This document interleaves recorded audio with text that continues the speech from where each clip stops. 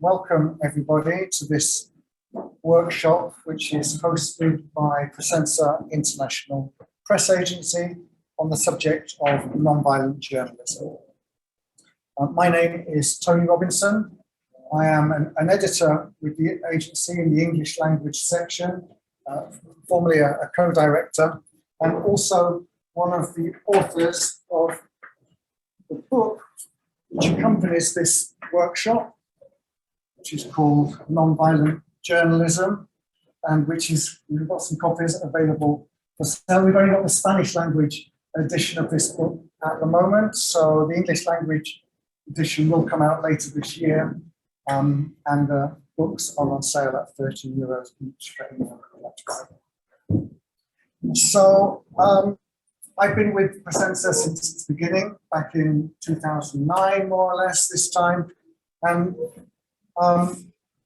in that time, we've developed, obviously, the agency itself has grown from a media which was created in order to promote an initiative called the World March for Peace and Nonviolence, which was an initiative launched by the humanist movement back in 2008, 2009, to try and raise awareness around the world of the need for a world of peace through the path of active nonviolence. And the things that we were calling for at that time were the elimination of nuclear weapons, for the peaceful resolution of conflicts, for the withdrawal of invading troops from other territories that they're occupying, and for elimination of all forms of violence. So not just the physical violence that we experience, but all the other forms of violence that exist as well. I want to thank you all for being here, and for all the people who are online. This is going to be a bit new for all of us, so let's see how this works. First of all, I think it's important to point out that just last week, the Nobel Peace Prize was given to two journalists who, for their very important work, one Russian, one Philippine. And I think that we can all appreciate the fact that journalism has been recognized by the Nobel Committee, the importance of journalism and the kind of journalism that these two people have been doing has been very important for keeping pressure on governments to do the right thing. But I think we can also see that there is a huge omission in this year's Nobel Peace Prize. Where was the nomination? Where was the prize for Julian Assange? Julian Assange, who is now 2 years in solitary confinement in a jail in the UK, is surely, if we're talking about journalists who have made a contribution to peace in this world, we're talking about people like Julian Assange. So we would like to recognize the important work that Assange has done, and we feel that he should have also been recognized by the Nobel Committee. So what I would like to do quickly now is to ask all of you to introduce yourself. Tell me your name, the media organization that you work with, the country that you come from, so we get a bit of an idea of who is here in the room. If you can project your voice, there's a chance that the people on Zoom will be able to hear us.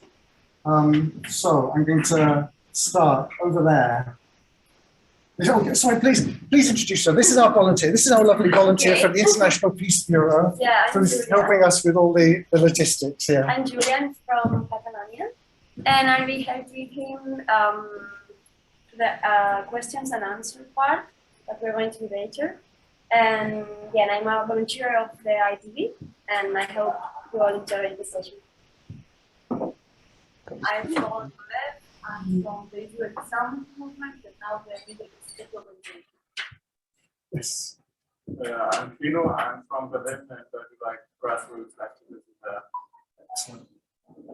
I'm Eva. I'm from England. I'm here to advise education. Excellent. I am Raquel. I'm from I am from the NGO PAC. I work for a project, a very good project. Thank Very good. Hello, I'm Wanda. I'm going to public this in Brussels and sorry. Oh, and I'm going to use vision. I'm just I will do that. Thank you. And my name is Elizabeth. I'm from Spain, but I'm based now in Pakistan, in Canada, working with an NGO. And I'm interested in this workshop with Pakistan journalism and in our career in advocacy program also interested in the nonviolence. Thank you very much. Young I'm man. Intentionality. I'm a from the Middle East Treatment Organization, and I'm here to learn what to learn about nonviolence journalism. Thank you. I'm Israel in London. I'm also here. Thank you. My English is very bad. I am Rosalie. I am from Venezuela. I am journalist. I'm student in the school to about the University in Autonomous Barcelona. Thank you. My name is Christian, and last June I graduated with peace leadership from the church in Finland. Thank you very much. We started at Barcelona and then Japanese working again.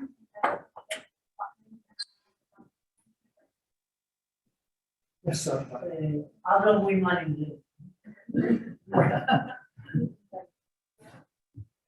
Sir. My name is Diego Checa. I'm lecturer in the University of Granada. Thank you very much. And then The young lady and then her few. my name is William. I studied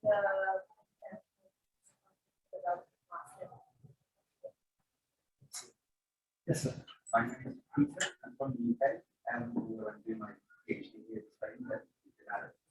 And I'm doing the international social. Thank you very much. Yes. I'm Barbara, and I'm recently studying this master in Italy, and I studied for communication. I'm Bethia, I'm also part of a team of presence. Thank you very much. Now, let's go to who we've got online. Let's see if we can get you.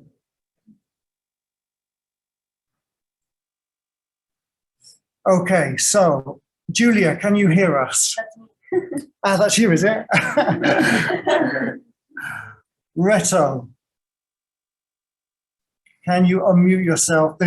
So the people online, I'm going to come to you and ask you to present yourself, so you can start to unmute yourself. I don't know if Reto, are you there? Sonia.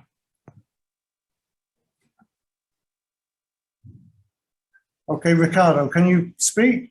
Yes, hello. My name is Ricardo. I'm a voluntary in French-speaking redaction in Pressenza. Hello for everybody. Thank you, Ricardo. Okay, so Montserrat, Christina, Julia, Marianella, if you could unmute yourself and just say hi to the people in the room. Anna. Everyone's very shy. Hello. Hello, Hi, Anna. I'm Anna from Pressenza, Italy. Sorry, I really hear you very bad, so I hope I will be able to follow the workshop. Are you hearing Anyway, me? hi to everybody. Yes, but all the other voices were very disturbed. Yeah. I don't know why.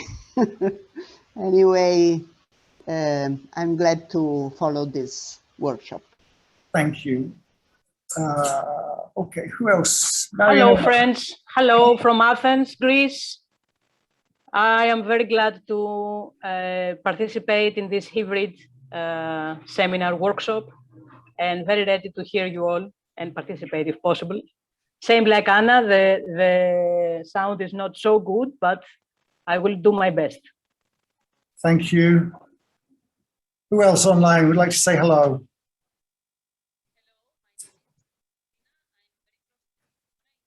Christina, we can't hear you.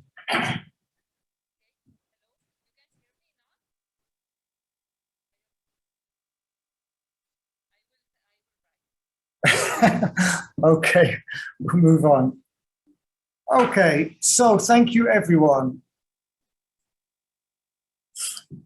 Right, let's move that. Okay, right. So I'm going to, first of all, I want to pose questions, which is not in this PowerPoint presentation, it's in another one.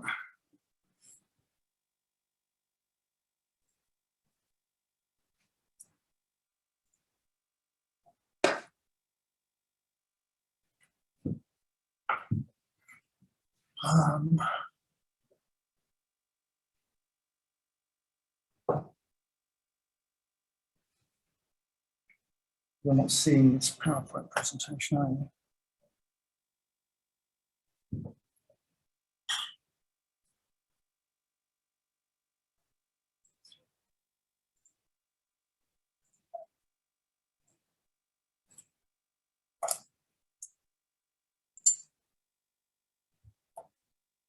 Okay, great. So I want to start off this workshop because we're talking about nonviolent journalism. Okay, well, so we have to think a little bit about what does that mean. Yeah. And what I want to do is I just want to pose these two questions, and I would like to ask you to divide maybe in the room into three or four groups, and just I want you to come up with a definition. If you were to go to a dictionary and you would think what is going to be the definition of violence and what is going to be the definition of non-violence. What are the characteristics? What are the essential characteristics of violence? What are the essential characteristics of non-violence? Yeah, I want to, for 10 minutes, 15 minutes, have a conversation with you and try and write a definition. Yeah, a definition which you all agree on. What is violence and what is non-violence? So let me make it easy. Say, you guys on this side of the room, form a small circle, have a discussion amongst yourselves. If you people on this side can get together and have a discussion. And what I'm going to do for you guys online, I don't know if, I hope you're hearing me. I'm going to put all of you together should be able to hear each other. And I'm going to mute the sound in the room. So for the next 10 or 15 minutes, if you can have a discussion amongst yourselves about this question. Give me a definition. What is violence? What is non-violence? Is the task clear? Yes. Yeah? Very good. Ricardo, can you hear me? ¿Sí entiende? Yes, it's I can hear you. Yes, it's clear. Okay, thank you very much. Okay, so I'll come back to you in 15 minutes, something like that. You guys can interchange in your group online, okay?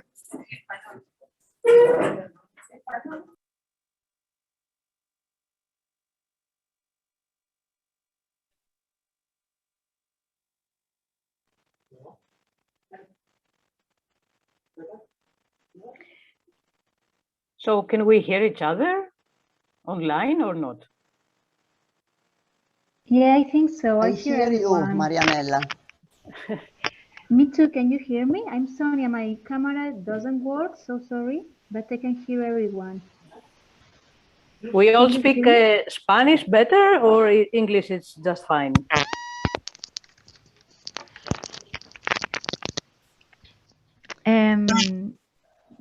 For me, doesn't matter. Whatever you want. Someone can tell me if you hear me? We can hear you. Yes, yes, I hear you. Thank you. Yeah, and me?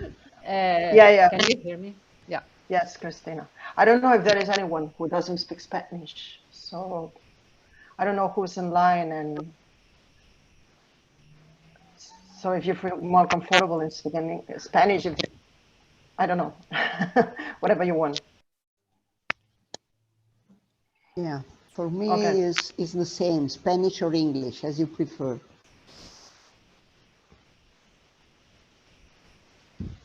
Okay, should we start?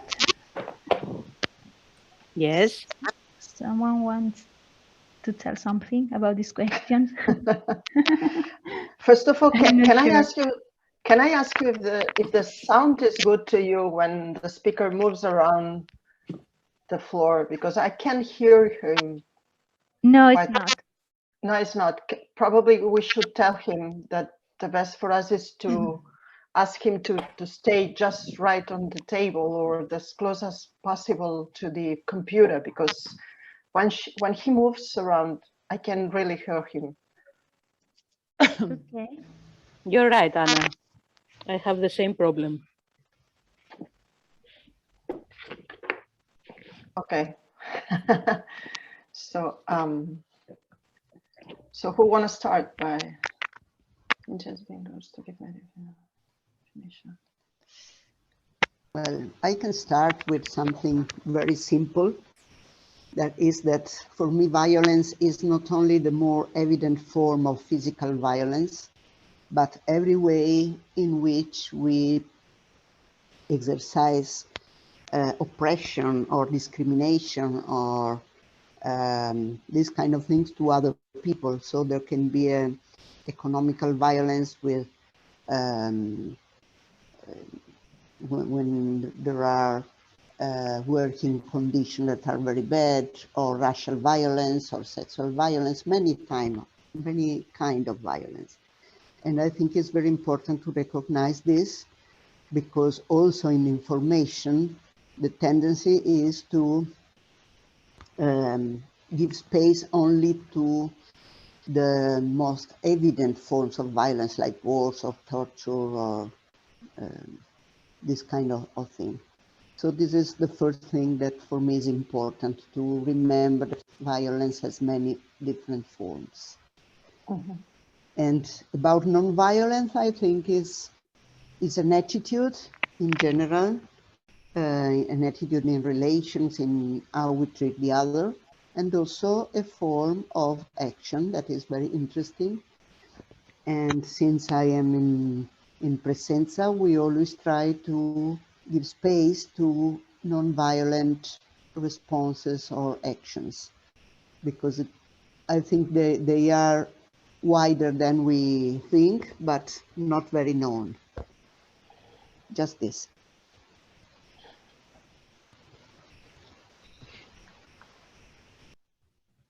Okay, if you I when Tony Robinson put the question of violence, no, and for me, I started to think a bit, you know, what are the elements in a very general way, you know, of what violence is.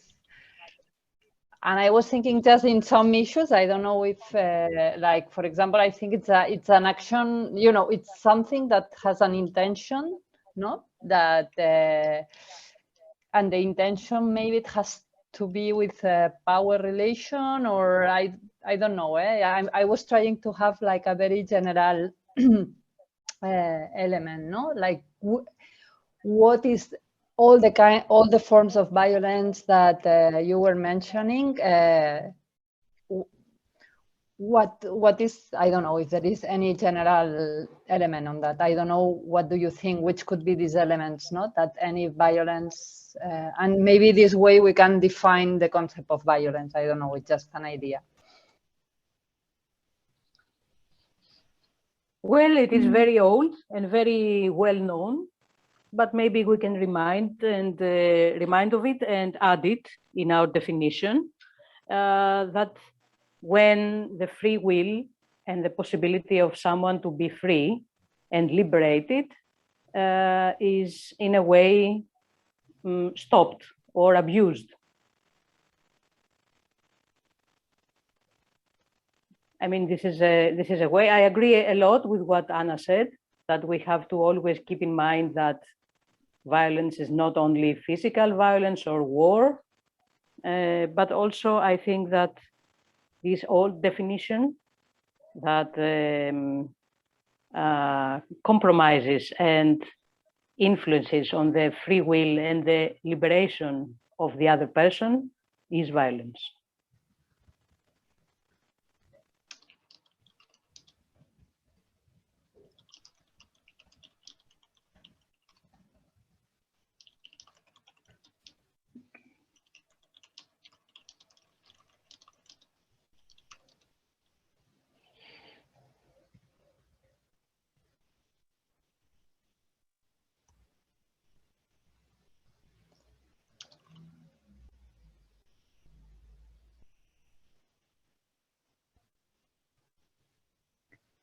sometimes when I think in non-violence, I have the doubt if it's only against people, or also violence against like urban mobiliary, or this something in the street or whatever that is not a person.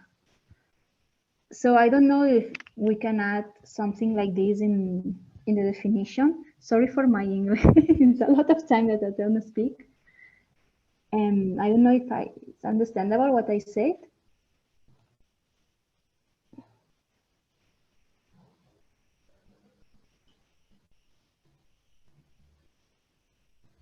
You talk about other issues than human beings, like, for example, animals, for example, what? The environment? No. No. Yeah, buildings or cars in the streets or wherever, no? It's like, you can say that if you attack some buildings or something, is a violent action or not? Is The a doubt that property, I have no? sometimes. Yeah. Property exactly. is what you talk about. Mm. Yeah. Yeah, I understand that properties and also common goods, no? Yeah. But can we use the word vandalism instead of violence when it's an violent action against things? Yes, other I than think the it's nature, better. of course. Other than the nature, of course. When I think it's best to talk about vandalism. Well, I don't know, because for me, for example, vandalism it's okay, but for example, we know that, for example, in wars, no, most of the time there is like a specific unintended damage, no, to I don't know, to communication structures, to sometimes to food warehouse, to I don't know. I think it's, you know, that it's true that it has the intention, no, at the end of the action of this violent action, maybe has the intent to as you were saying, to move, no, or to limit the free will of the people. But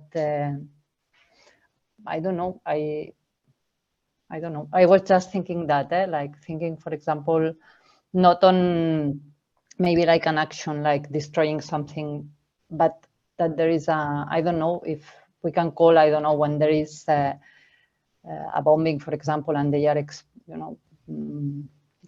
cutting the communication and like this, like vandalism.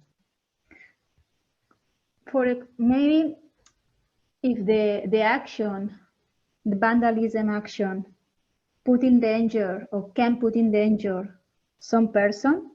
For example, if you destroy a part of a car of a building, and this can affect a person, can be violence. But if you paint a wall with a spray, can be a non-violent action. This could be a difference between one another. I like that. Yeah. Can we put that, something like that in the definition, maybe? Or what do you think?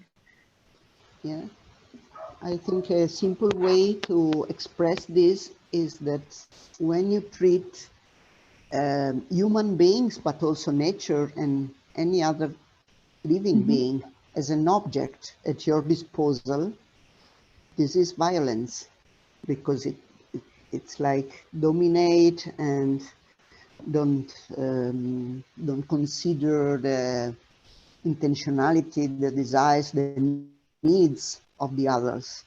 And I think it's very important to expand it to nature, not only to human beings, but now we are facing a big violence made to nature. And so I think it's important to include it. But basically is like, for me, it's when you treat the others like objects at your disposal. Okay, I think it's good, this definition, yeah.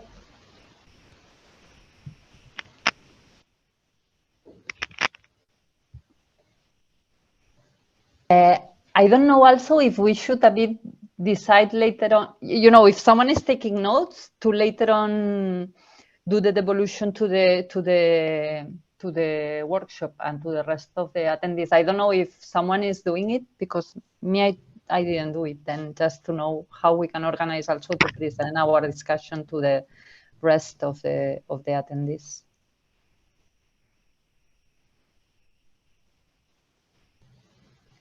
I took few notes at the beginning, but I stopped it at one point. I don't know if someone else. I'm sorry, I'm not able to do that. So maybe if you repeat me this last part, can I take some notes of this? Like we say that if the violence is against a human being, no? Like person, nature, animal. Yes, Anna it's said, like, okay, yeah. tell. Yeah, any living beings, because in this way we are mentioning not only human being, but also any other thing that lives and can be object of violence, of destruction, or any kind of violent actions. I think. So okay. Life, no? When we treat life. Life, yeah. Any form of life. Any form of life, yes. Me, I would add, but this is my opinion, that well, the discussion is also that maybe there is any action who is threatening the life, not directly the human beings or the animals or any life. It's endangering life, no? As we were saying, for example, if there is an attack on vital things or this is the Okay, so the sentence can be, if the action is against living beings, any form of life, or threatening the life, can be an object of violence. Like that.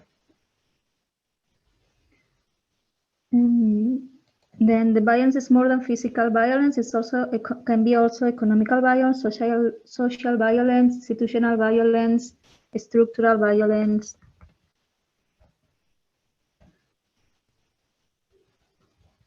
Very well, I think. I wrote on this on the chat. Sorry, I thought I was sending you the message instead of directly. I mean, I wrote. I don't know if this definition fits with all what has been said.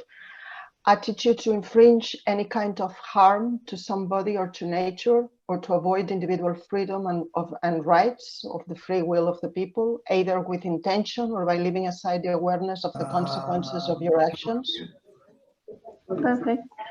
Okay, guys. So I think we've had enough time to discuss and talk about the definitions of violence and non-violence. If we could reconvene in the plenary or with me here in the room.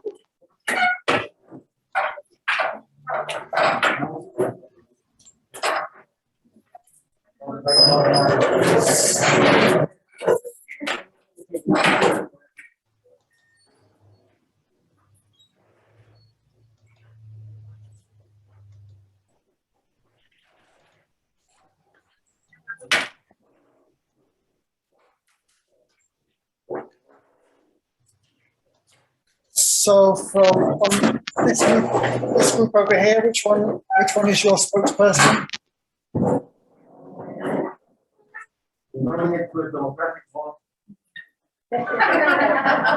And non-violent representation.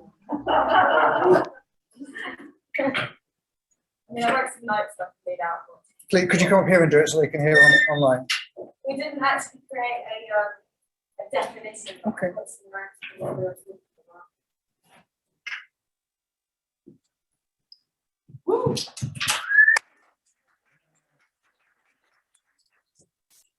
So we spoke about different levels of violence. So it can be systemic or sort of on a personal relationship.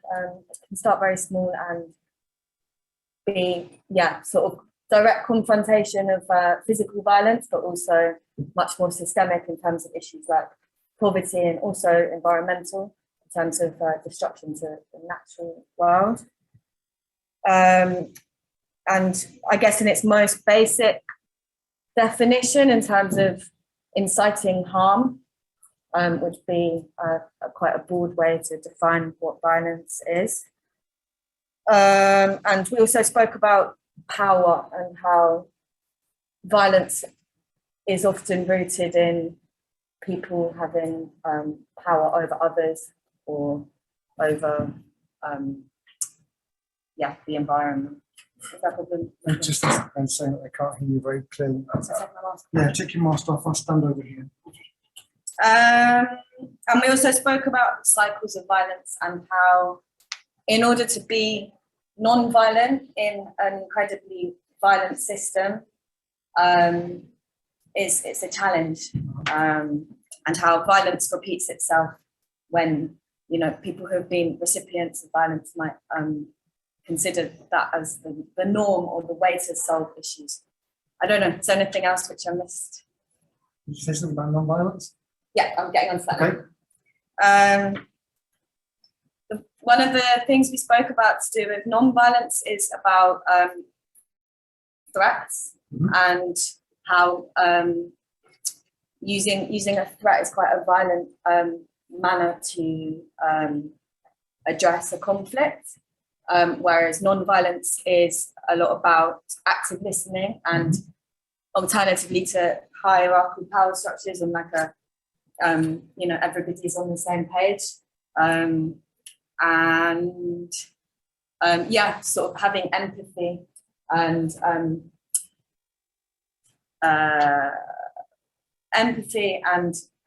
but sort of we spoke about it in the way of like not sympathy and like, oh, I feel bad for you or I understand what you're going through, because that can be quite patronizing or quite violent, but actually like listening to what these people's experience are as for what they have to say. And it sounds corny, but it was really lovely that we sort of said in the end how non-violence is very much rooted in love and respect, and also like a hope that things can be resolved through non-violent means.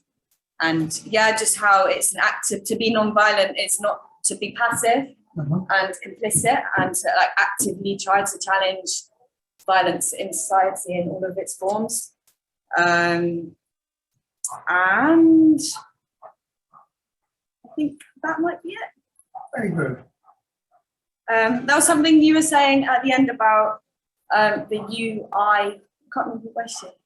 Yeah, the UI kind of thing of when non-violent communication, where you speak about yourself. It's very hard to be. Can you come and talk to the computer?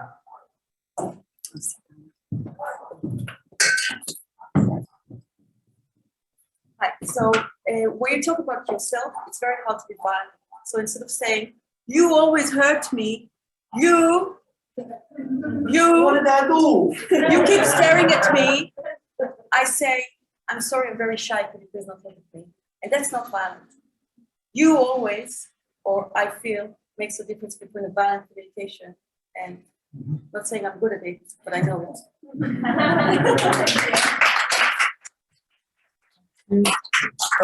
Someone from this group over here.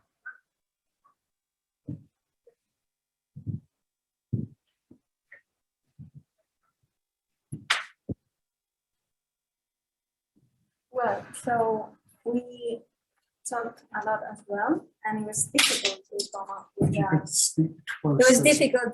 up with a definition. We were discussing about how the public media portrays violence as something exceptional, but then we were reflecting on how violence is structural and most of the time invisible.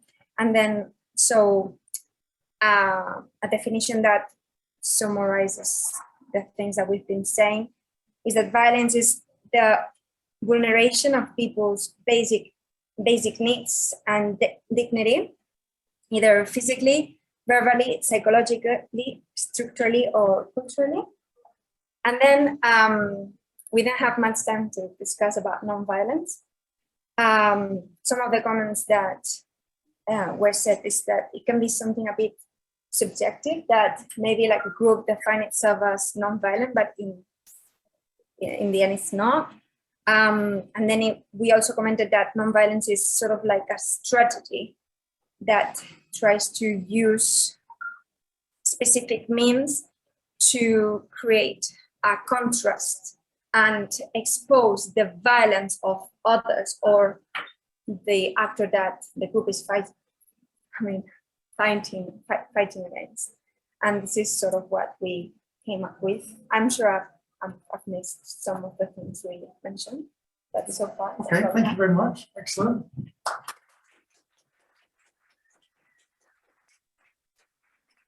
Spanish speaking group. Will you speak in English or in Spanish? Well, I can speak in English and if not, okay, in my group, we defined the concept of violence. First of all, because one of the members said the definition of violence, of non-violence by Mahatma Gandhi. Second one, we defined the different kinds of violence as, for example, not only physical violence, but also cultural violence, psychological violence, economical violence, etc. We asked the question about if there are any difference between peace and non-violence. Perhaps we don't have the answer at all, but we thought about that non-violence is near to someone is someone can act or can things that someone can do, ¿no? The non-violence is la dirección o el interés de la no violencia respecto a la paz podría ser cómo actuamos en el medio, ¿no? Cómo intencionamos en el medio.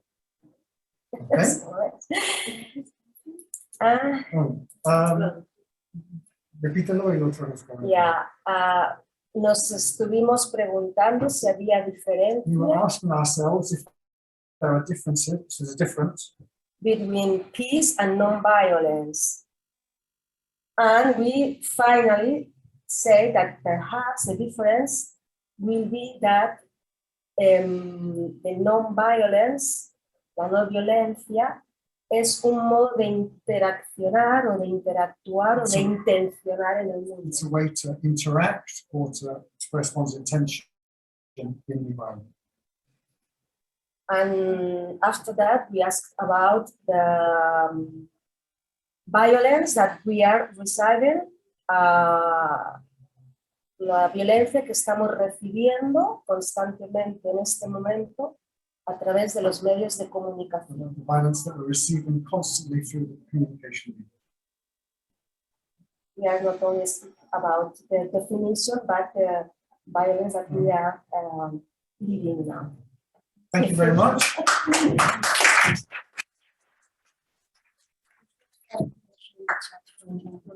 Okay, so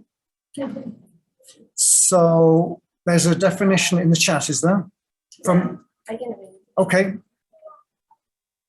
So this is a definition from the online group. Montserrat told us that attitude of infringe any kind of harm to somebody or to nature to avoid the individual freedom and rights, free will of the people, either with intention or by leaving aside the awareness of the consequences of your actions. Thank you very much.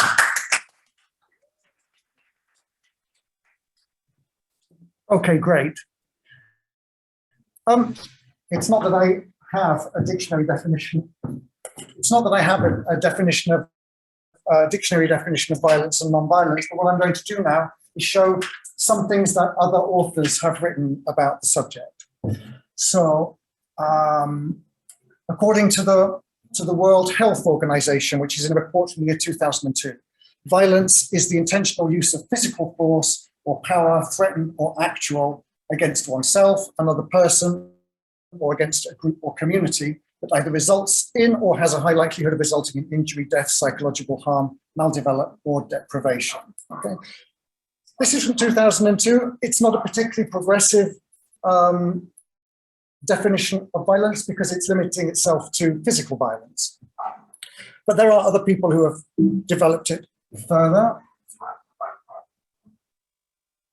Johan Galton, who's one of the principal references, if we're talking about nonviolent journalism, he's got a very interesting definition. He said violence is defined as the cause of the difference between the potential and the actual, between what could have been and what is. That sounds very complicated, but he illustrates it with an example. He said, thus, if a person died from tuberculosis in the 18th century, it would be hard to conceive of this as violence, since it might have been quite unavoidable. But if someone dies from tuberculosis today, despite all the medical resources in the world, then violence is present according to this definition. So we can see there's a difference. Violence has got to do with a difference of our capacity, our potential, and the reality that we experience. And I think this is very relevant today if we're talking about the COVID pandemic, where vast populations around the world are dying because of this, even in the most developed countries in the world, because we don't have the healthcare. The healthcare is not being made available to these people. Oh, it's on the computer. So Mario Rodriguez Cobos, who is the founder of the humanist movement, he expands the definition. He says when people speak of violence, generally what they mean is physical violence, but there are other forms of violence, and he goes on to list them. Economic, racial, religious, and sexual violence. Now, in cases where these forms of violence are exercised openly, they are also applied through physical coercion. So what we see in the media often is the physical violence. We see the wars, we see the stabbings, we see the terrible conflicts that there are, which results in death, the physical violence. But yet, that physical violence generally comes at the end of a long chain of other forms of violence. So if we are subjecting people to absolute poverty, we should not be surprised if these people rise up in physical violence, because they are acting out of complete hopelessness. When we talk about non-violence, Gene Sharp is a great writer who has talked a lot about non-violence and the techniques of non-violence, and it seems to be very simple according to him. Non-violence is a technique of conducting protest, resistance, and intervention without physical violence by acts of omission, by not doing something that I am normally expected to do. So not sitting at the back of the bus in the case of Rosa Parks. Or they are acts that we do on purpose to provoke a reaction from the violent system, or a mixture of two. So we've got here some information about the techniques. The broad phenomenon of nonviolent action has variously been referred to in part or in full by such terms as civil resistance, nonviolent direct action, nonviolent resistance, passive resistance, positive action, and satyagraha. Civilian struggle indicates the vigorous application of non-violent methods. So here we're talking about the kind of strategies for active non-violence. We're kind of in this realm. Pietro Ameglio, who's a Mexican. What's satyagraha? Satyagraha is what Gandhi called nonviolence. Yeah, so satyagraha was his strategy for nonviolence, which means I forget the truth of something. Yeah, no, it's not. So Pietro Ameglio, who is a Mexican human rights campaigner, he talks about civil disobedience as not being a destructive act, but on the contrary, it's profoundly creative, innovative, and active. It's extremely original because it proposes a new social relationship that challenges the pre-existing order. It breaks an implicit relationship of collaboration based on a legality, on a tacit agreement, which under these conditions reproduces social injustice. It's interesting to read more about what this guy was saying about nonviolence. There was a study by, I think it's a guy called Stanley Milgrew, something like that, who was fascinated by what happened in the Second World War and the apparent willingness of rational people to do inhumane things. Yeah? And he proposed that there was something about the German culture which allowed the soldiers, the low-level soldiers, to do unspeakable things to the people that they were fighting against. Yeah? And when it came around the Nuremberg trials, and the people who were being tried said, well, I was just following orders. But it seems so horrible that people would follow the orders to march people into a gas chamber, for instance, but he wanted to study it to see if it was something particular to the German culture. And so he did a study in the States, set up an experiment where volunteers had to administer electric shocks to people who made mistakes on a quiz. Yeah.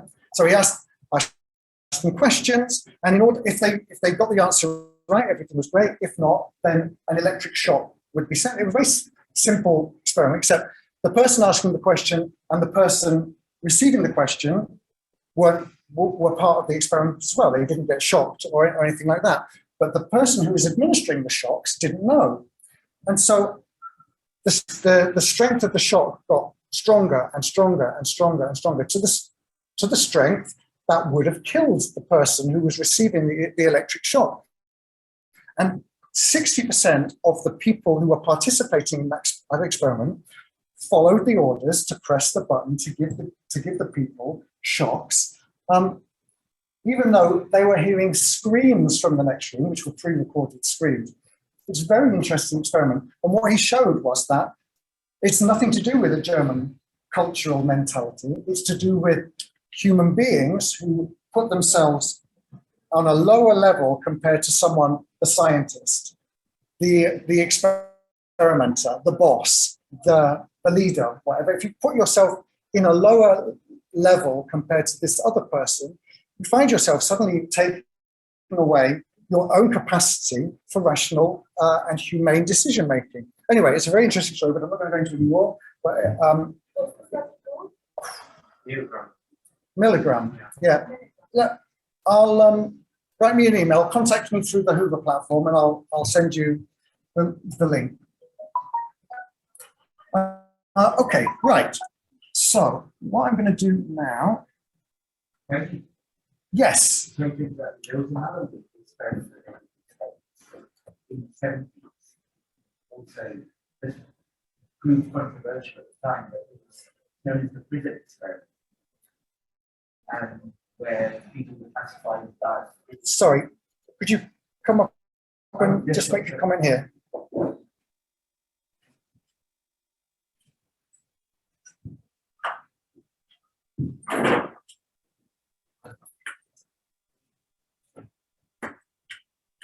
I think some of you recognized it as I was saying it, but there was an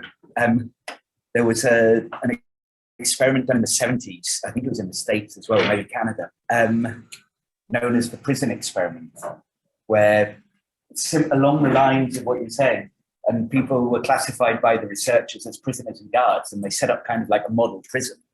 And they wanted to see how the guards behaved towards the prisoners. And I don't think they were expecting anything like what happened, but the guards really just got into this role. So similar, sort of thing of the question of roles and the sort of the authority that exercises. Mm-hmm. Similar point. Thank you. Okay, I want to now, so we've talked about violence and non-violence, but the subject of this workshop is nonviolent journalism. So what I want to do now is I want to go through a PowerPoint presentation which has got the key principles and tools which we have been using in Pressenza when it comes to developing the style of nonviolent journalism. So, right. So the first principle that we talk about is that information is a social commodity. It's also a human right. What does that mean for us as journalists? It means that reports can't be distorted and the information must be complete. It isn't right to present only one side of the coin, for example, the violent side, be it intentionally or inadvertently. I think this is fairly straightforward. We've got to give all the information that we have available. Principle 2, violence is unacceptable in all its forms. Therefore, to endorse explicit or implicit violence, either through the use of words or pictures, is not ethical. And again, I think we have to think about the different forms of violence. We can't justify the violence of one side because the violence on the other side is greater. As an agency, we have to have a position which violence is unacceptable in all its forms. Diversity is richness, diversity is wealth.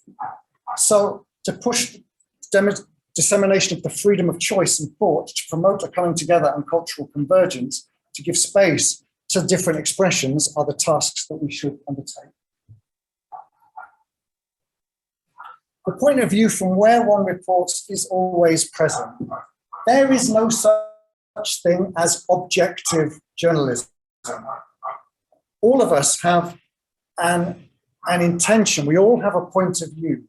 We were all formed in a system, in a culture, in a country, in education, and we've adopted the beliefs and the values. So no matter how objective we may think we are, there is always something behind. So when it comes to the communication media who want to portray themselves as neutral are also working, there's also intentions behind what they're doing. So we know that the media, for instance, I give you a very comical example. Yeah, the BBC Newsnight programme, which is one of the most respected news programmes in the UK, they did an episode on climate change on the day that the report from the International Panel on Climate Change, they issued their report, and the Newsnight programme had to look for someone to talk about this report. Instead of choosing any of thousands of climate scientists that are experts, have been studying for years climate change, they chose to interview the father of Boris Johnson, the UK Prime Minister, who has nothing to do, he likes furry animals. I don't know what was behind their thinking. And it shows that behind every media there is an intention. The BBC, which is trying to suggest that it is completely objective, by putting on the father of the Prime Minister, shows completely that it's not. Are you trying to say something? All right. Human intentionality is behind every action. Okay, what does this mean by intentionality? Well, human beings, we are conscious. We have a consciousness. This consciousness is active, and this active consciousness works through through the intentionality, the intentions. It generates intentions. We have an image in our head of something that we want to do, and we can move our body in order to do that, either individually or collectively in others. There is something within human beings which is trying to express itself. They have an internal world. All of our internal worlds are different. It's formed from our experiences, our biographies, our beliefs. And this is, so what we have inside human beings is projected into the outside world. We're going to do a little exercise about this a little bit later, but I just want to put the idea there of intentionality and active consciousness of human beings. A new sensibility is starting to appear. What does that mean? Well, a sensibility, a sensitivity is a general feeling, a climate which exists in a particular population. So the values of younger people today, of new generations, are not the same as the values of their grandparents, of their great-grandparents. And I think we see that in today's world, the sensibility of the young people is connected to the environment, it's connected to animal welfare, it's connected to nonviolence, it's connected to this incredible power of technology, which puts everyone in communication with everyone all around the world. I don't know if you guys have much experience with automatic translators now on the internet, but the translations are getting to be really, really high quality, and it means that people are able to communicate more effectively than ever. And I think one of the things which shows how this new sensibility develops is that we can talk about 20 years ago. There was no country had gay marriage. I don't know when Spain was one of the first countries to do it, but I think maybe, how long ago was gay marriage in Spain? 20 years? 15 years? 2010, yeah? So in the period of the last 20 years, 30 or so countries, why is that? It's because the leaders who are coming into power have got a different relationship with respect to the imposed values of what is a traditional family. Yeah? Kids today, what they're talking about is non-binary, transgender things, which to people of my generation are a bit complicated to get their head around. Yeah, but for the young people, it's like, oh yeah, of course, why would you be one gender or another when you can be all of them? Knowledge is in permanent development. So therefore, as an agency, we try to also contribute to that permanent development of knowledge. Yeah? And we contextualize that in space and time, so geographically and historically. We don't just provide information. Therefore, we are directly committed to the struggles that human beings have human beings as their central concern. We get involved with them. In this way, we overcome our own violence and we inspire a transforming attitude. We are activists. I mean, in Pressenza, nearly all of us have come from the world of activism. The reason why we do journalism is because no one is showing the kind of information that we think is necessary to be disseminated in the world. Yeah? So what we do also, we hope, is a contribution so that activists in grassroots organizations and collectives around the world are able to take that information and apply it. Nonviolent conflict resolution is a priority. Therefore, we encourage dialogue and reconciliation. We prefer a coming together over polarization, and we identify the competing interests in order to open possible channels for resolution. Yeah? So when we are talking about conflict, we might talk about conflict in the Middle East, yeah? Israel-Palestine, to take an example. There's a lot of conflict, we know, but there are a lot of people there who are trying to work on reconciliation, on bringing communities together, on trying to understand each other better, to humanize the look that they have of one another. Yeah? So for us, everything that has to do with reconciliation, non-violent conflict resolution is something which urgently needs to be in the public discourse. Responsibility is not the same as guilt. We're not trying to, it's not our role as journalists to judge the people, but we can point out who the people are who are responsible. There is responsibility. People have responsibility for the violence that happens in the world. Okay, but we're not. It's not up to us to call for revenge or to decide what should be the applicable sentences. There is a systemic system of oppression. I think you're all in this Congress because you're very clear that we live in a very, very violent system.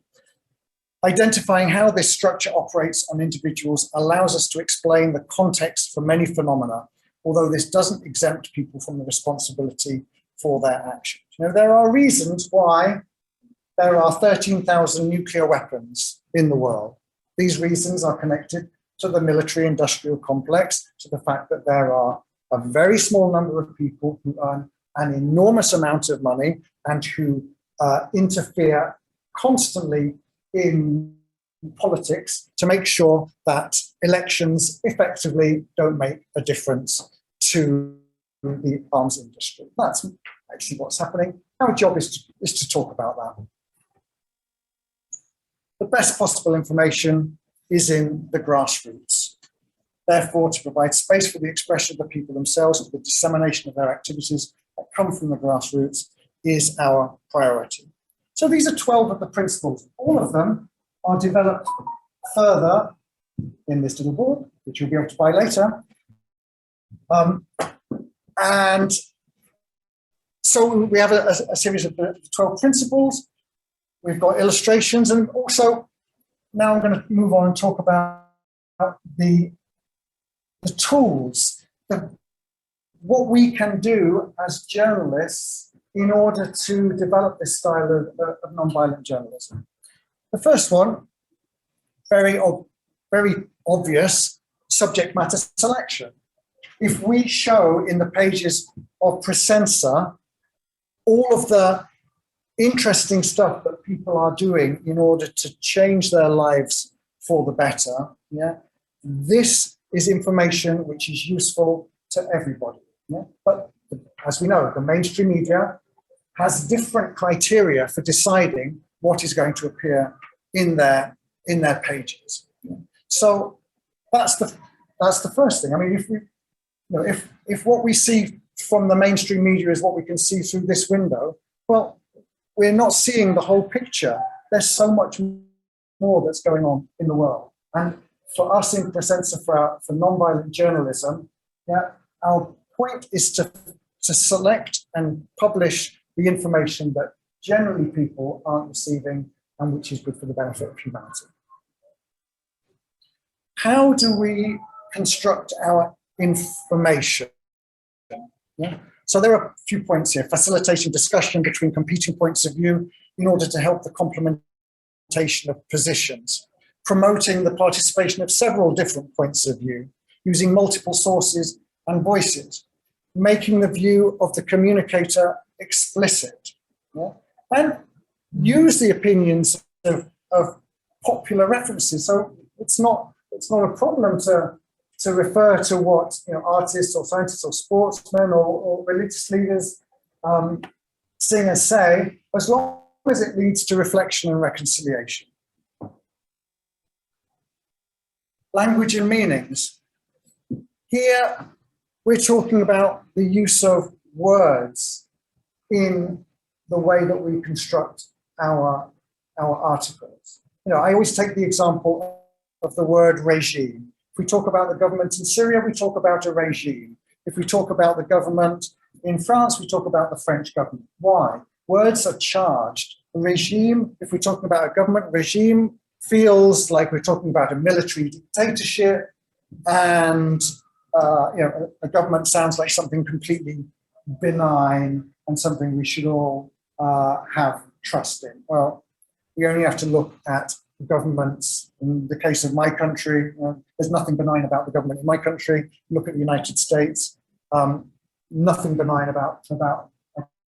But we never talk about the US regime. We never talk about the British regime. We talk about the Syrian regime, about the North Korean regime. This is just one example. I'm sure all of you have got different examples of words which are used, which create an image in the receiver of the information, which is somehow coming from a different agenda. There's a different purpose to it. The tone of communication is important. We can often disarm violence with humor. Irony, wit, this is all great fun, and it also makes the production of our information, more enjoyable. We appeal to creativity and the poetic to open the future. Not everything has to be science, Poetry can also touch the hearts of people and can open the path to nonviolence. The analytical discourse. Let's try and go beyond the logic of the different factions, because there are many different points of view, and often we polarize things into black and white, and there's a whole palette of colors in between. We should provide the historical context and show that there have been variations in the past. It's important to realize that the process of history doesn't move in straight lines. History has periods where everything seems to stay the same, and then there'll be a big change. None of the world's commentators, journalists, academics foresaw the fall of the Berlin Wall, but yet this change in history happened and was profound to the entire world. Yeah? So we've got to provide this kind of historical context and show that how history works. And avoid blaming others for everything that happens. I mean, here are some of the points. This PowerPoint will be available to anyone who wants it after we finished. So how do we prepare some of our conclusions in a report? I'll take the second one here, denaturalize fixed beliefs. There are some beliefs which kind of are pervasive. It's like human beings are violent by nature. It's a belief. Everyone says it so much that everyone believes it, but it's not that human beings are violent by nature. Human beings have been taught to be violent, and we can teach human beings how to be non-violent also. Yeah. The future is not the same as the past. Multiple paths and possibilities of an evolutionary and encouraging outcome. These are the kind of things that we take into consideration when we are preparing our reports for Pressenza. This, very briefly, is the principles and the tools that we use for nonviolence, nonviolent journalism.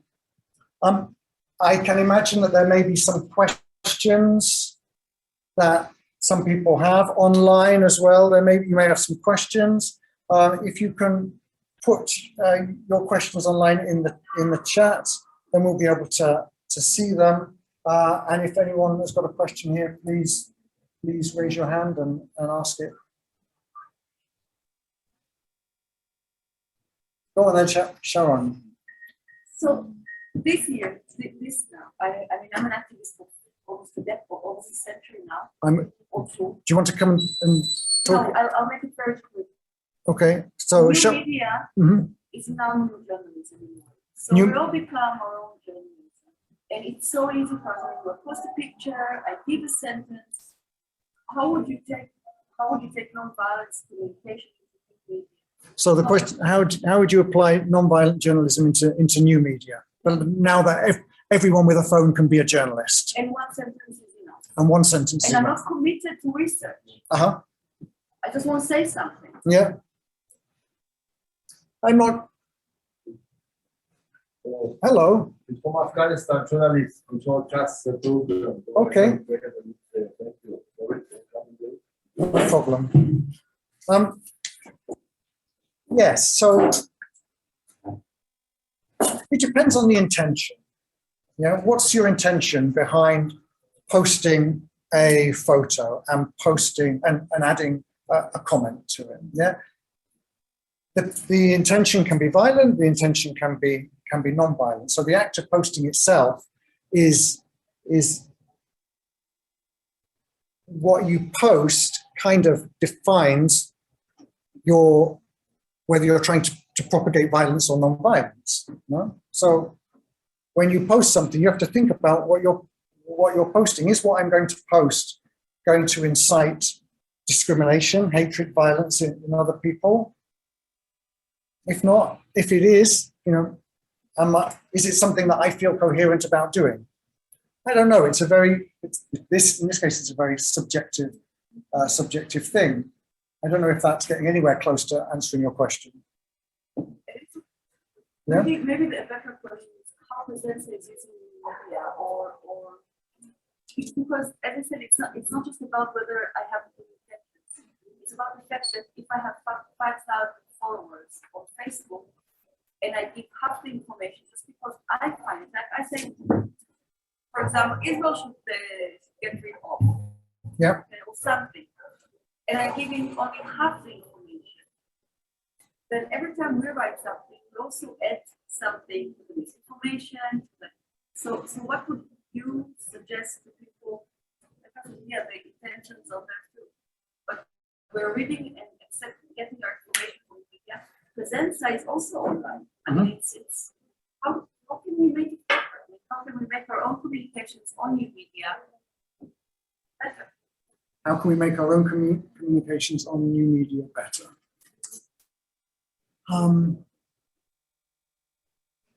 Maybe it's a too big question, or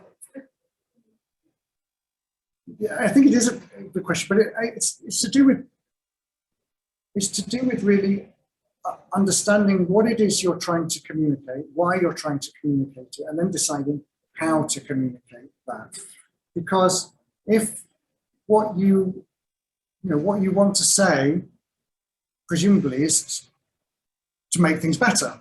That's your intention when you post something on Facebook, is to give people some good information, to show them something that maybe they wouldn't have seen otherwise. And I think that there's a non-violent intention behind that. Yeah? If you're posting something to try and incite violence from other people, what your motivations are for it.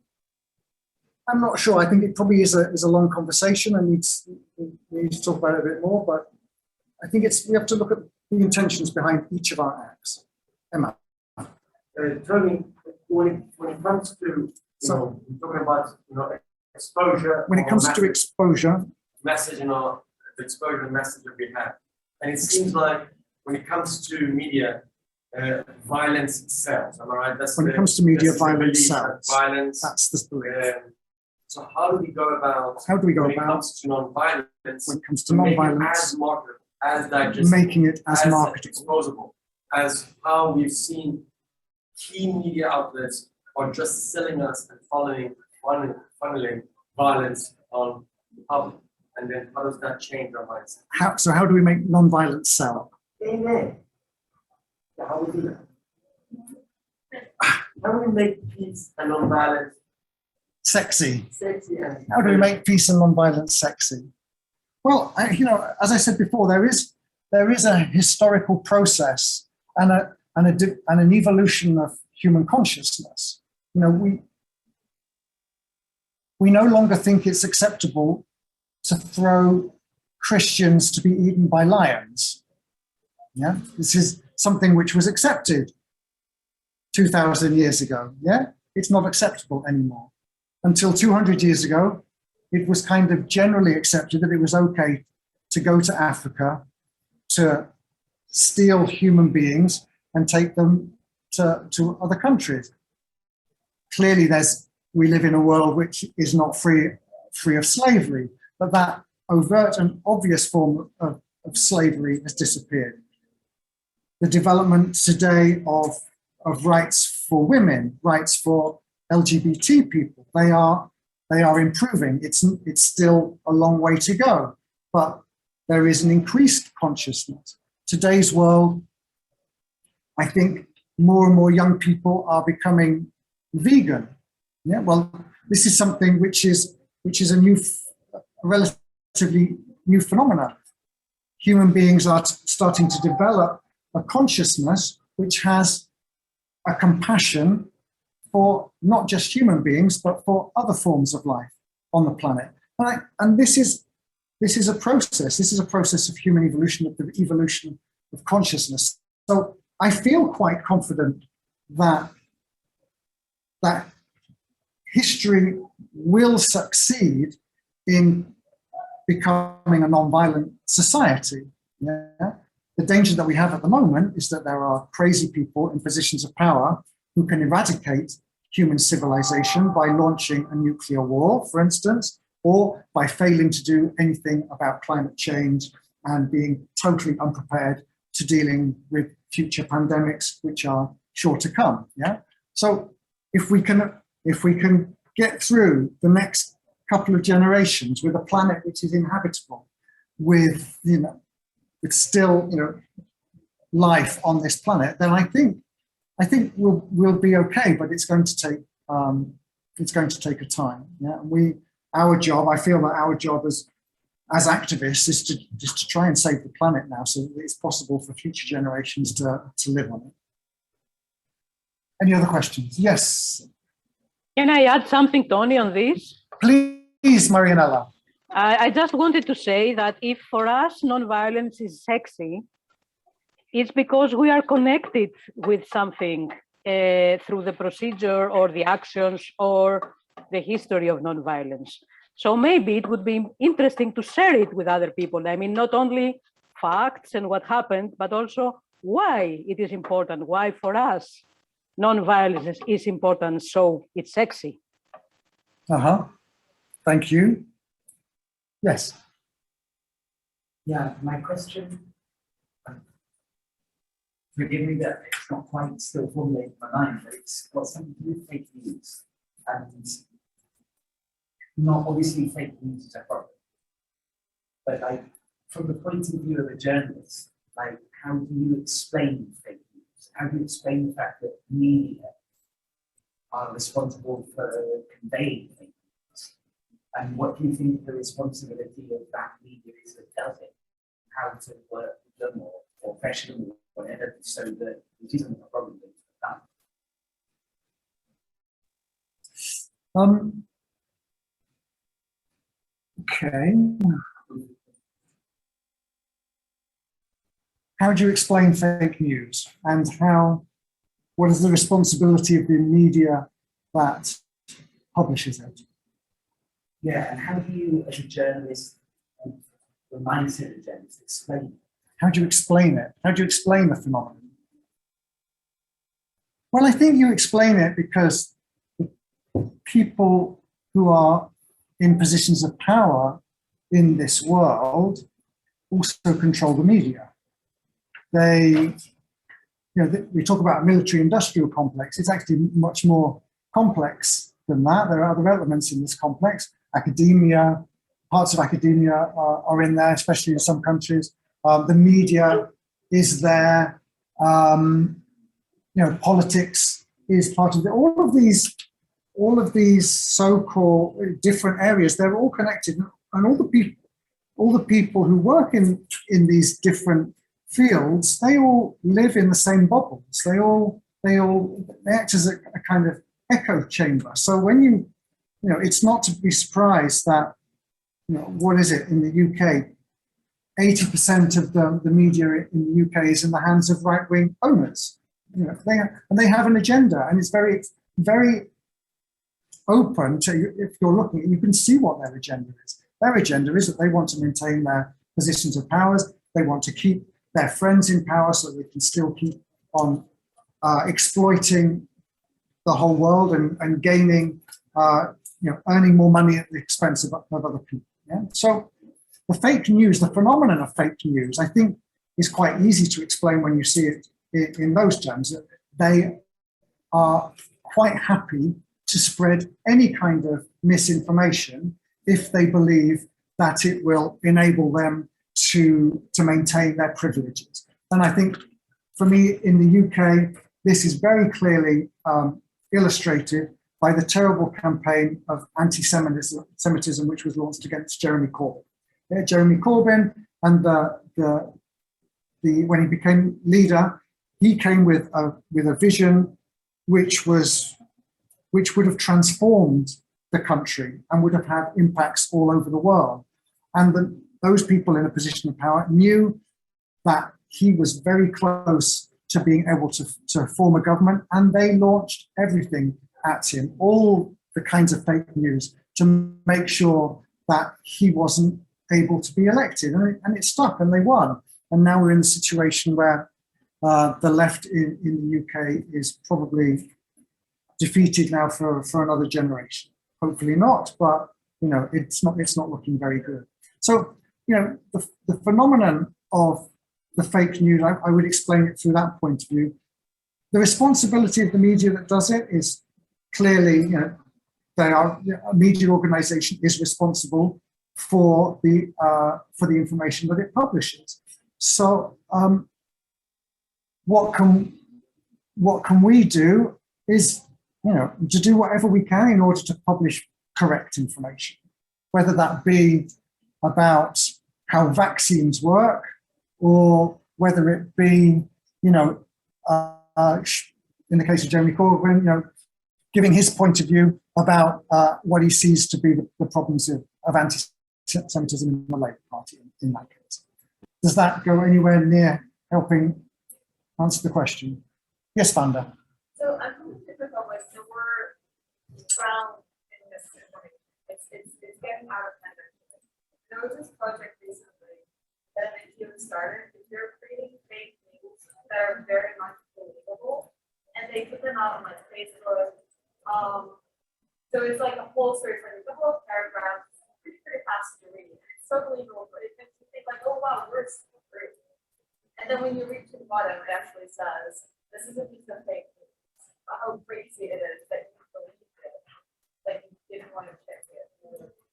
Well, it just makes you think about it. So they're spreading fake news for the note that it is fake. It makes you like really think about how you're receiving news, how you think about it, and how you perceive it.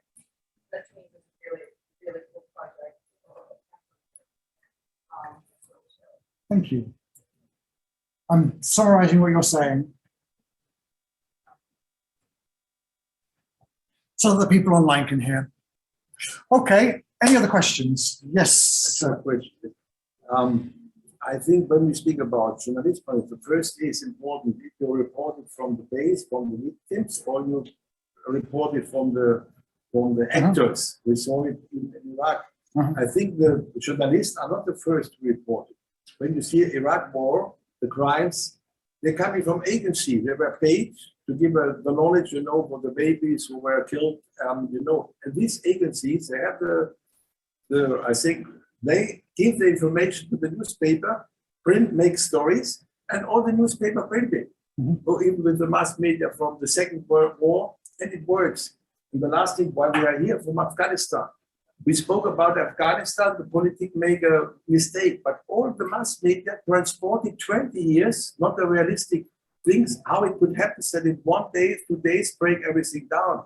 So I ask me how it's possible in this mass media that you have an opinion about this without asking what is really going on. So my question is, what are the forces behind, not the journalism, to bring it such a picture of many things like the war in Syria, you have it in Iraq, you have it in Afghanistan, all the things in the foreign politics, the people are not informed what really is going on because they are not reporting from the side of the victims, they report it from the actors, from the governments and the military. This is my question. I think it's a well-known saying that truth is the first casualty of war. I'm not sure who said that, but it's certainly true. I mean, we've seen in wars. Well, we've seen wars everywhere. How people will take a picture and use it to try and support a narrative. That narrative may not be true. You know, the very questionable. In Syria, this has been highlighted a lot with the allegations of use of chemical weapons by one side or another.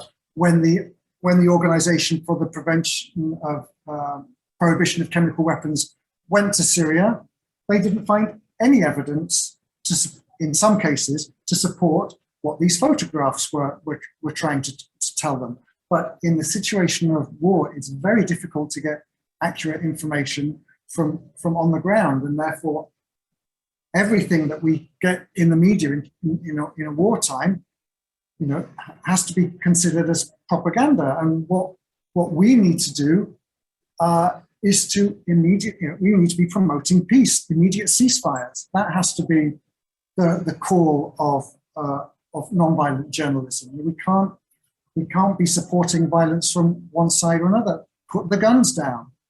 Stop selling the guns to these people. Yeah, we have. You know, this is where our point of view is, and this is where we have to, develop our journalism. It means a peace journalism. We need a peace journalism. We need peace journalism. Yes. I want to get back to Corbyn. He commented supportively on the Facebook post of the highly anti-Semitic hero. He also was part of the Facebook group where anti-Semitic posts were going on a regular basis. And there's been a big report of like over 30 cases of mishandling of reporting anti-Semitism in the party. As a result of that, he has been suspended by the Labour Party itself. So it sounds to me quite conspiratory to suggest this, these powerful people pulling the press to get Corbyn out of power. Like, who are these people supposed to get that? Hang on, I'm just putting this in the chat.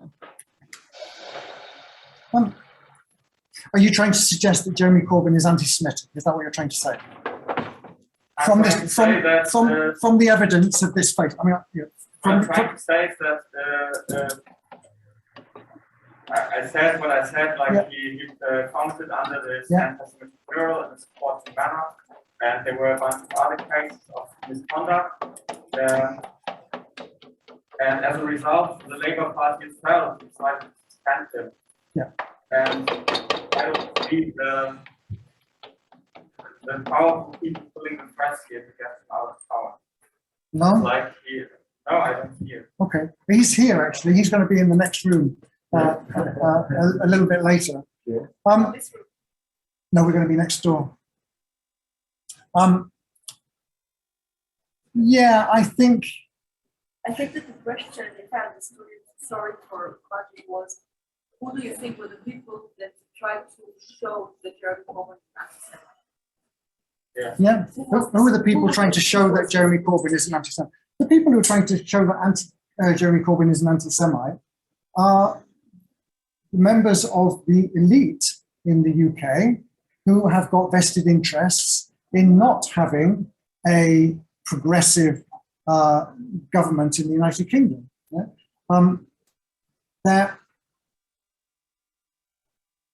It's also been weaponized. The claim of anti-Semitism has been weaponized. We have a party in the UK which is in government, the Conservative Party. This government is clearly, I mean, you hardly have to scratch the surface. It's not only anti-Semitic, it's Islamophobic, it is homophobic, it is, persecuting migrants. I mean, these people have got no shame. They will do everything that they can in order to remain in power. So, yes, you can point to something that Corbyn did. You put a comment under a mural.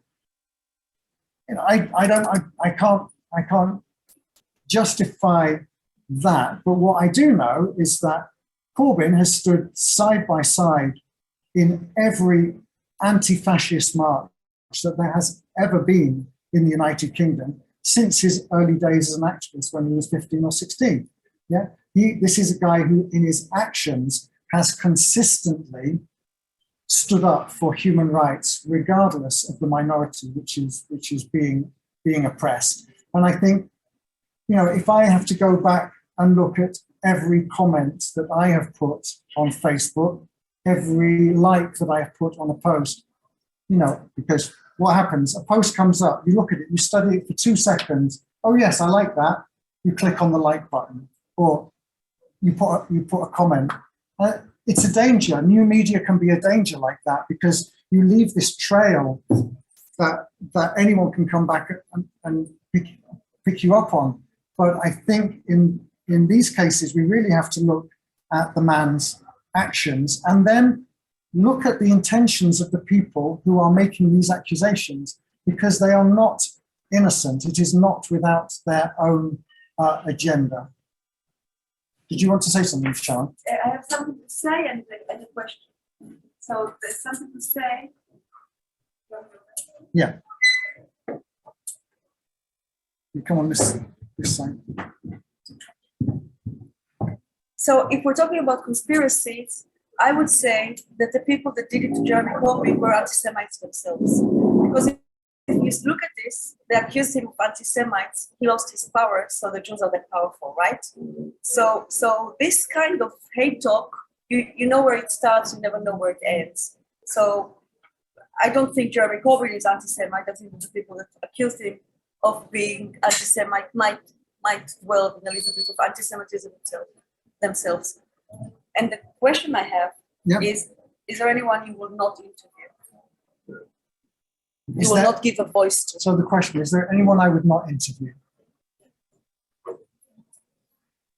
No, I think I would interview anyone. And I would put the questions that I want to know the answers to. And if it means that I would confront them and, you know, hold the mirror up to them and show them the violence that they project into the world, I think that's absolutely fine. I'm not a fan of no platforming people, like not giving them the space. But what we want to do in Pressenza, the problem is that there is no platform for the people who are non-violent. Yeah, if you want to know the opinions of the violent, you can look in the mainstream media. What about the opinions of the people who have been working their entire life for peace and reconciliation? Yeah? I think that's the question. I'm going to take one more question and then I want to move on. So, okay. I was just going to ask about practicing non-violent journalism and giving a voice to those who are non-violent. That is, in its way, like we are directly challenging the system or mainstream capitalism power. And as you know, the system is incredibly violent and will come after journalists to challenge it. So how do we, as non-violent journalists, grow and be successful within such a violent In such a violent system, what? that will try to silence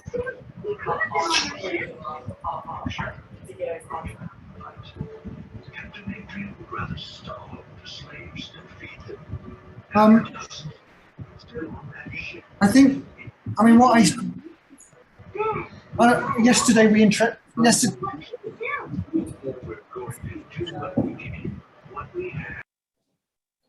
yesterday we interviewed Beatrice Finn from ICANN, and we asked her, you know, what are the lessons learned from what ICANN did in order to bring into reality the Treaty on the Prohibition of Nuclear Weapons, and she said, you know what, the important thing is to just keep on doing stuff.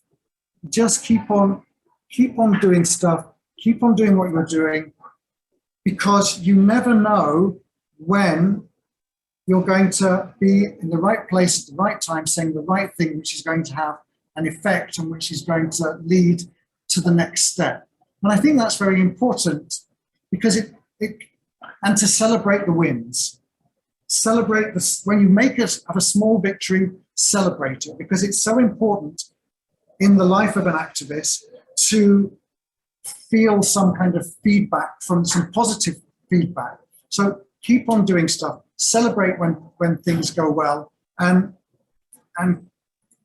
just know that what you're doing has a positive effect in the world. And I think with nonviolent journalism, it's the same thing. We keep on putting out the information. Pressenza, our readership is in the hundreds of thousands, let's say. We want it to be in the hundreds of millions, but we're not there yet. But we keep on going, and then occasionally something will go viral, and you think, okay, yeah, that's great. You know, we got our message out. You know, we did something useful, and contribute to the activity of what's happening in the grassroots, with the collectives, with the social organisations. How much time have we got left for this workshop? Are we 10 minutes over the time? Right. Okay. I have an exercise which I was going to do. Sorry, I didn't realise. I thought we were going on for a little bit later. I just wanted to finish then by giving a brief presentation of this book on nonviolent journalism, which, although it was only founded by, will be out in English later this year, because this book is, and I'm just going to read from the translation of the introduction. It says, "This book is a reflection of the first 12 years of collective effort of a non-profit organisation with a non-violent approach, in which volunteers from the fields of journalism and communication collaborate, Pressenza International Press Agency. It is because of this effort and the process of developing the agency that we are able to present these pages to you. It is a reflection of 12 years of successes and mistakes, of experiments and alliances, of learning through dialogue with, and from the know-how of, communicators, activists, and friends from academia who have driven us to put on paper the foundations and principles. The tools and suggestions that shape a non-violent approach to communication and journalism at the service of those who may find it useful. The team that has worked on this production has been part of the agency since its origins. We carry it in our skin, and that can undoubtedly imply advantages and disadvantages for this text.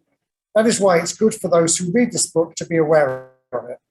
As you will see, this production is halfway between a book and a manual.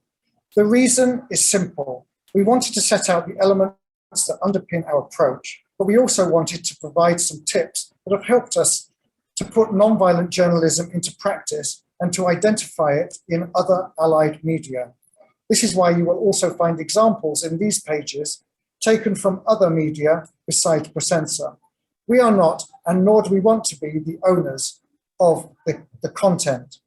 We have learned from many people and many spaces. Our task is to integrate these learnings in the best possible way. Who were we thinking of when we wrote these pages? In particular, we were thinking of educational establishments where the next generation of communicators and journalists study. We would like this book to be useful in classrooms, both for teachers and students. But we were also thinking of professionals in the field of journalism and activists from social collectives, movements and organizations whose agendas are also characterized by nonviolence and who may find tools for their dissemination in this approach. This is the first edition. We reserve the right to improve it, and in a little while, hopefully, to produce a second and a third edition. Therefore, this is very much a work in progress. To conclude, I just want to thank everyone for coming to this workshop. Pressenza is a collaborative effort among volunteers of goodwill who want to change the world. If you would like to join our effort, please contact us through info@pressenza.com. We are very willing to offer workshops to any journalist or communicator who may like to learn more about the techniques that we've talked about here.